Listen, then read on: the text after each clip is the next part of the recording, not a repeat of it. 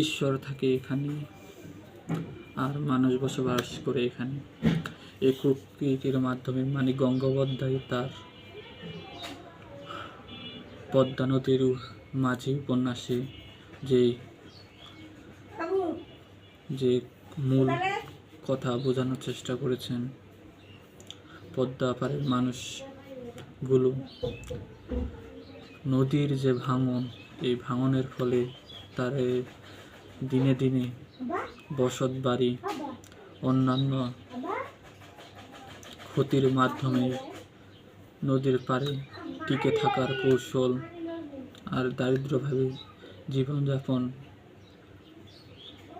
করে থাকার মধ্য দিয়ে যে বাঁচার একটা আকুল